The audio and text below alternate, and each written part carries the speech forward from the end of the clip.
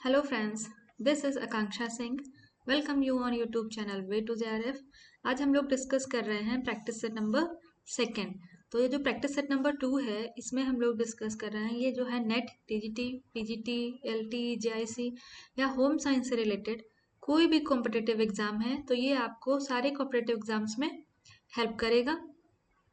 और साथ में इसके पहले हम लोगों ने बहुत सारे क्वेश्चंस या बहुत सारी क्लासेस बोल सकते हैं अपलोड हैं यूट्यूब चैनल पे, जो कि आप जहाँ पे उसमें आपको टीजीटी की कई सारी पूरा एक प्लेलिस्ट मिल जाएगा जहाँ पे 50+ हमने क्लासेस अपलोड की हैं जिसमें आपको टीजीटी के प्रैक्टिस सेट मिल जाएंगे। और नेट की प्लेलिस्ट अलग से पड़ी हुई है। असिस्टेंट प्रोफेसर की अगर आप प्रिपरेशन कर रहे हैं तो उसकी कुछ क्लासेस या प्लेलिस्ट अलग से है, उसमें भी आपको सारे क्वेश्चंस मिल जाएंगे। एंड ओवरऑल है क्या कि सिलेबस लगभग सब में सिमिलर है। तो ये जितने भी प्लेलिस्ट हैं या जितने भी हम लोगों ने प्रैक्टिस सेशंस किए हैं या जितने भी हम लोगों ने प्रीवियस ईयर के क्वेश्चन पेपर सॉल्व किए हैं, ये सभी आपको होम साइंस से रिलेटेड किसी भी अगर कॉम्पिटिटिव एग्जाम की आप प्रिपरेशन कर रहे हैं तो उसमें आपको ये हेल्प करेंगे। तो बेसिकली चैनल पे जितने भी हमारे प्रीवियस ईयर के PYQs हैं या हमारे प्रैक्टिस सेट्स पड़े हैं या हमारे जो मॉक टेस्ट पड़े हुए हैं या हमने जो कुछ एग्जाम बेस्ड क्वेश्चंस किए हुए हैं, ये सारे जितने भी क्लासेस हैं more than approx 400 to 500 classes हैं जिसमें हम लोगों ने सिर्फ प्रैक्टिस क्वेश्चंस, प्रीवियस ईयर के क्वेश्चन पेपर्स, ये सब हमने क्वेश्चन सॉल्व किए हैं। तो ये जो जितने भी क्वेश्चंस हैं यहाँ से आपको एक आइडिया मिलेगा कि एग्जाम में क्वेश्चंस कैसे फ्रेम हो रहे हैं या एक क्वेश्चन को कितनी तरीके से फ्रेम किया जा सकता है। तो ये सभी आपको हेल्प करेंगे आपके कॉन्सेप्ट्स को क्लियर करने में। तो होम साइंस से रिलेटेड अगर किसी भी कॉम्पिटिटिव एग्जाम की अगर आप प्रिपरेशन कर रहे हैं तो उसके लिए सारे जो क्लासेस हैं आपको हेल्पफुल रहेंगी। हम लोग क्वेश्चन स्टार्ट करने से पहले अगर अभी तक आपने चैनल को सब्सक्राइब नहीं किया है तो चैनल को सब्सक्राइब जरूर कर लें और साथ में ही सभी लोग जो क्लास को देख रहे हैं अपने फ्रेंड्स के साथ शेयर कर दें और क्लास को लाइक जरूर करके जाएं। तो हमारा पहला क्वेश्चन क्या है? Who said resources as the assets that can be use to accomplish goal? किसने कहा है कि जो संसाधन हैं वो हमारे ऐसे एसेट्स हैं जिनका हम प्रयोग करते हैं, जिनको हम यूज करते हैं अपने गोल्स को पूरा करने में। तो यहाँ पे देखो दो चीजें हैं, एक तो हमें रिसोर्स की डेफिनेशन पता चल रही है कि रिसोर्स मतलब संसाधन। तो संसाधन की डेफिनेशन क्या है या रिसोर्स की डेफिनेशन क्या है? तो ये है कि रिसोर्स ऐसे एसेट्स हैं या ऐसी चीजें हैं जिनका प्रयोग करके हम अपने गोल्स को या जो हमारे डिजायर्स हैं या जो हम पाना चाहते हैं करना चाहते हैं उन सब चीजों को पूरा कर सकते हैं। इसको हम कहते हैं रिसोर्सेस। और ये कहा किसने है? ये कहा है निकिल ने। तो हमारा ऑप्शन क्या सही हो जाएगा? हमारा ऑप्शन नंबर जो ए है ये सही हो जाएगा। हमारा नेक्स्ट क्वेश्चन क्या आता है? Resources can be classified as. Resources को हम क्लासिफाई कर सकते हैं। ऑप्शंस क्या हैं? Human versus non human, specific versus general, physical and capital. तो एंड ऑल ऑफ दीज। तो हमारा इसमें करेक्ट आंसर क्या होगा? रिसोर्सेज मतलब ऐसे चीजें या ऐसे संसाधन जिनको प्रयोग करके हम अपने गोल्स को पूरा करते हैं। अपने गोल्स को पूरा करने के लिए जितनी भी चीजों को हम यूज कर रहे हैं वो हमारे रिसोर्सेज हैं। अब ये रिसोर्सेज कैसे? ह्यूमन रिसोर्सेज हो सकते हैं, नॉन ह्यूमन रिसोर्सेज हो सकते हैं, स्पेसिफिक, जनरल, फिजिकल या कैपिटल, कोई भी रिसोर्स हो सकते हैं। तो हमारा जो ऑप्शन क्या है? हमारा जो ऑप्शन नंबर डी है ये सही हो जाएगा। अब इसमें अगर हम बात करें कुछ ह्यूमन रिसोर्सेज, तो ह्यूमन रिसोर्सेज क्या क्या है? टाइम है, एनर्जी है, इंटरेस्ट है, स्किल है, एबिलिटी, नॉलेज, एटीट्यूड, एप्टीट्यूड, ये सब हमारे ह्यूमन रिसोर्सेज हैं। और अगर हम नॉन ह्यूमन की बात करें तो नॉन ह्यूमन में हमारा मटेरियल है, ठीक है, मनी है या हमारे जो कम्युनिटी फैसिलिटीज हैं, ये सब हमारे नॉन ह्यूमन रिसोर्सेज में आ जाएगा। तो इसका जो करेक्ट आंसर है वो क्या है? हमारा करेक्ट आंसर हो जाएगा ऑप्शन नंबर डी। हमारा नेक्स्ट क्वेश्चन आता है क्वेश्चन नंबर 3। क्या है? Police protection, roads and temples are the example of. जो पुलिस प्रोटेक्शन मिलती है, जो रोड्स हैं या जो मंदिर हैं, ये सब किस चीज के एग्जाम्पल हैं? हमारे ऑप्शंस क्या क्या हैं? Community resource, national resource, physical resource या नन ऑफ दीज। फिजिकल मतलब वस्तुएं हम बोल सकते हैं या मटेरियलिस्टिक जो वस्तुएं हैं या कोई हमारा मटेरियलिस्टिक गुड्स जो हैं इनको हम बोलते हैं फिजिकल रिसोर्सेज। तो यहाँ पे किसकी बात की गई है? पुलिस प्रोटेक्शन की, पुलिस सुरक्षा, सड़कें और ये मंदिर, किस चीज़ के एग्जाम्पल हैं? तो ये हमारे देखो कहाँ पे रोड्स कहाँ होती हैं, कम्युनिटीज में रोड, ठीक है, जो हमारा सोसाइटी है, जो हमारी कम्युनिटी है, वहाँ पे रोड्स हैं। मंदिर कहाँ होते हैं? सोसाइटी में, या हम बोल सकते हैं शहर में। तो ये हमारा क्या है, हमारा ए ऑप्शन जो है ये सही हो जाएगा कि जो हमारे पुलिस प्रोटेक्शन है, रोड्स हैं, टेम्पल्स हैं, ये सब हमारे कम्युनिटी रिसोर्स में आते हैं। तो हमारा जो ऑप्शन नंबर ए है ये सही हो जाएगा। नेक्स्ट क्वेश्चन आता है असर्शन और रीजन। असर्शन में क्या दे रखा है? Human resources are central to carry out any activity. जो ह्यूमन रिसोर्स हैं वो हमारी किसी भी गतिविधि को या किसी भी एक्टिविटी को पूरा करने के लिए मेन सेंट्रल रिसोर्स होते हैं या मेन रिसोर्सेज होते हैं। तो ये हमारा असर्शन तो हमारा सही है कि अगर हमें कोई काम करना है, कुछ एक्टिविटी करनी है, तो उसे हमें करने का तरीका आना होना चाहिए, उस एक्टिविटी के बारे में हमें पता होना चाहिए, उसको कैसे करना है, क्या करना है, ये सब क्या है, हमारे ह्यूमन रिसोर्स है। किसी भी एक्टिविटी को कैरी आउट करने के लिए हमारा ह्यूमन रिसोर्स जो है वो सेंट्रल रिसोर्स हो सकते हैं। तो हमारा असर्शन तो बिल्कुल सही है। रीजन क्या है? These resources can these resources are use for productive purpose. और ये रिसोर्सेज, इनको हम प्रोडक्टिव पर्पस के लिए यूज करते हैं। These resources means human resources. तो ये भी हमारा सही है।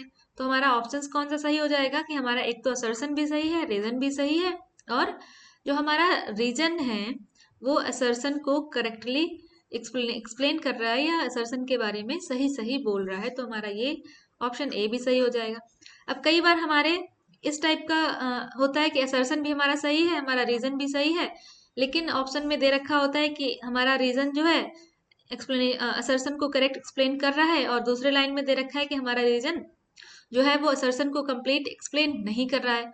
तो इस टाइप के अगर आंसर्स हैं तो उनको हम कैसे सेलेक्ट करेंगे? तो उसमें हम देखते हैं असर्शन में हम जिस भी टॉपिक की बात कर रहे हैं, हमने यहाँ पे ह्यूमन रिसोर्स की बात की कि असर्शन में हम ह्यूमन रिसोर्स की बात कर रहे हैं, तो इसी से रिलेटेड बात हम रीजन में भी कर रहे हो।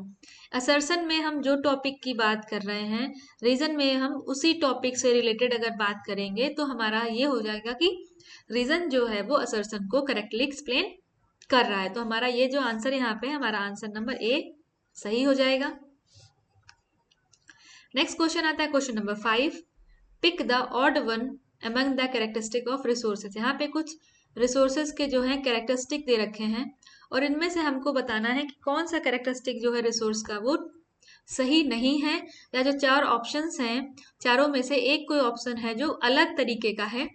तो ऑप्शंस क्या है? अनलिमिटेड, इंटरचेंजेबल, यूजफुल या असेसिबल। तो रिसोर्सेज कैसे हैं? हमने पढ़े हैं कि रिसोर्सेज जो हैं वो यहाँ पे क्या दिया हुआ है? अनलिमिटेड। रिसोर्सेज हमने पढ़ा है कि ये लिमिटेड हैं, इंटरचेंजेबल है, मतलब लिमिटेड क्या है? सीमित रिसोर्स हैं। इंटरचेंजेबल है मतलब हम एक की जगह दूसरा रिसोर्स है, दूसरे की जगह कोई और रिसोर्स यूज कर सकते हैं। रिसोर्स हम लोग उनको यूज कर रहे हैं तो सिंपल सी बात है, यूजफुल है। असेसिबल है मतलब रिसोर्स ऐसे होने चाहिए जिनको हम आसानी से प्रयोग में ला सकें। तो ये अनलिमिटेड जो है ये हमारा गलत हो जाएगा। रिसोर्सेज जो है वो अनलिमिटेड नहीं है, लिमिटेड है। जैसे कुछ हम रिसोर्स की बात करें, जैसे कोल है, ठीक है, तो ये हमारा लिमिटेड रिसोर्स है।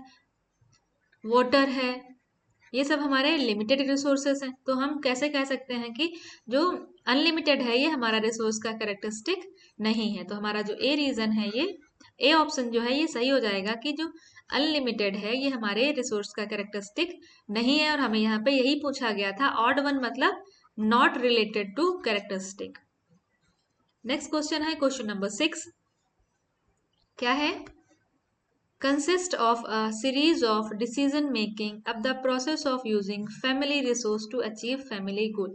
यहाँ पे बात किया गया है कि जो हमारी फैमिली गोल्स हैं, फैमिली गोल्स को कंप्लीट करने के लिए हम फैमिली रिसोर्स को यूज करते हैं, या उसका हम एक सीरीज बनाते हैं, उनको किस तरीके से यूज करते हैं उसको हम क्या कहेंगे? कोई भी अगर हमें फैमिली गोल अचीव करना है, ठीक है, फैमिली गोल को अचीव करने के लिए हम फैमिली रिसोर्सेस को यूज कर रहे हैं, तो इस ये जो प्रोसेस है इसको हम क्या कहेंगे? ऑप्शंस क्या हैं? Home management, business management, resource management या इंस्टीट्यूशनल मैनेजमेंट। सिंपल सी बात है, यहाँ पे हम बात कर रहे हैं फैमिली की, तो हम फैमिली को हम फैमिली की बात करेंगे या हम होम की बात करेंगे? अब होम और हम फैमिली रिसोर्स यूज कर रहे हैं, मीन्स होम होम जो हमारे घर के रिसोर्सेज हैं हम उनको मैनेज कर रहे हैं, उनका यूज कर रहे हैं। तो फैमिली गोल्स को पूरा करने के लिए जो भी हम फैमिली रिसोर्सेज यूज कर रहे हैं उसको हम कहते हैं होम मैनेजमेंट। होम मैनेजमेंट के अंडर में जो भी हमारे फैमिली गोल्स हैं उनको अचीव करने के लिए हम फैमिली रिसोर्सेज का यूज करते हैं, इसको हम कहते हैं होम मैनेजमेंट। तो हमारा ऑप्शन नंबर ए जो है, ये ऑप्शन नंबर ए सही हो जाएगा। नेक्स्ट क्वेश्चन आता है क्वेश्चन नंबर 7। क्या है? फूड, ओन्ड हाउस और कार। यहाँ पे बात की है एक तो भोजन, घर और कार, ये किस रिसोर्स के एग्जाम्पल हैं, किस तरीके के रिसोर्स के एग्जाम्पल्स हैं? तो ऑप्शंस क्या है? Material goods, non human resource, money या ऑल ऑफ दीज। देखो फूड है, घर है, कार है, ये सभी मटेरियल में आता है। और मटेरियल गुड्स किस में आते हैं? फिजिकल रिसोर्सेस, ठीक है। एक तो नॉन ह्यूमन रिसोर्स, इसमें हमने कहीं पे भी कोई अपना स्किल एबिलिटी नहीं यूज किया, तो ये हमारे नॉन ह्यूमन रिसोर्सेस भी है। उसके बाद मनी, मनी से हमने कार खरीद सकते हैं, मनी से हम घर बना सकते हैं, तो हमारा मनी का भी यूज हो रहा है। तो हमारा जो ऑल ऑफ दिस इसका है ये करेक्ट आंसर हो जाएगा, हमारा डी ऑप्शन जो है ये सही हो जाएगा। नेक्स्ट क्वेश्चन है क्वेश्चन नंबर 8। क्या है? Community facilities are as non human resource include. अगर हम कम्युनिटी फैसिलिटीज की बात करें तो ऐसी कौन सी कम्युनिटी फैसिलिटीज हैं जो नॉन ह्यूमन रिसोर्सेज में आती हैं? तो ऑप्शंस क्या क्या हैं? लाइब्रेरी, पार्क्स, शॉपिंग फैसिलिटीज या ऑल ऑफ दिस। लाइब्रेरी है, उनमें कोई भी जा सकता है। पार्क्स है, उसको कोई भी यूज कर सकता है। शॉपिंग फैसिलिटीज हैं, ऐसी फैसिलिटीज को कोई भी प्रयोग में ला सकता है। तो ये सब हमारे कम्युनिटी फैसिलिटीज हैं।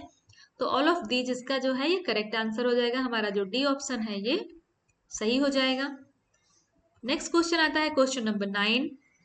विच among the following are the characteristic of resource. इनमें से कौन से रिसोर्स के कैरेक्टरिस्टिक हैं?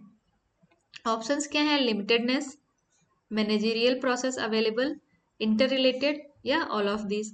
अभी देखो हमने अभी लास्ट वाले क्वेश्चन में हम लोगों ने बात किया था रिसोर्स क्या है? लिमिटेड है और इनको हमें मैनेजरियल प्रोसेस मतलब एसेसिबिलिटी होनी चाहिए, जिनको हम आसानी से प्रयोग में ला सके या हमारे पास आसानी से हमें उपलब्ध हो, इसको हम बोलते हैं मैनेजरियल प्रोसेस अवेलेबल। उसके बाद इंटर रिलेटेड, जो सारे रिसोर्सेस हैं ये एक दूसरे से इंटर रिलेटेड भी हैं। तो हमारा ऑल ऑफ दीज इसका करेक्ट आंसर हो जाएगा, ऑप्शन जो डी है ये सही हो जाएगा। नेक्स्ट क्वेश्चन है क्वेश्चन नंबर 10। क्या है? Which of the following factors are responsible for affecting the use of resources. इनमें से कौन से फैक्टर्स हैं जो हमारे रिसोर्सेज के यूज को अफेक्ट करते हैं? मतलब हम अगर जो भी रिसोर्स को प्रयोग में ला रहे हैं तो इनमें से कौन से फैक्टर हैं जो रिसोर्स को प्रयोग में लाने पर उसको प्रभावित करेंगे? कैसे प्रभावित करेंगे, हम उनको कैसे यूज में ला सकते हैं, क्या कर सकते हैं, तो इसके बारे में बात करते हैं। ऑप्शंस क्या हैं? Socio economic status, size and composition of the family, location of the family या ऑल ऑफ दीज। जब भी हम रिसोर्सेस को यूज करते हैं,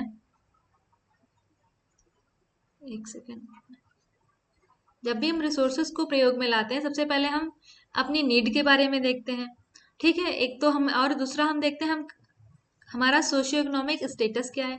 जो हमारा सोशियो इकोनॉमिक स्टेटस है उस हिसाब से हम रिसोर्सेस को प्रयोग में लाते हैं। तो पहले हमारा एक तो सोशियो इकोनॉमिक स्टेटस तो सही हो गया। उसके बाद हम देखते हैं हमारा size and composition of family. Family में 4 लोग हैं, 6 लोग हैं, या कितने बच्चे हैं, कितने बुजुर्ग हैं, हम ये देखेंगे। तो ये भी फैक्टर जो है, ये भी फैक्टर अफेक्ट करता है रिसोर्स के प्रयोग में। उसके बाद location of the family, family की लोकेशन कहाँ है, मतलब हम लोग कहाँ पे रहते हैं, रूरल एरिया है, अर्बन एरिया है, टाउन एरिया है, किस जगह पे हम लोग रहते हैं, तो लोकेशन भी अफेक्ट करती है। लास्ट ऑप्शन क्या है? All of these.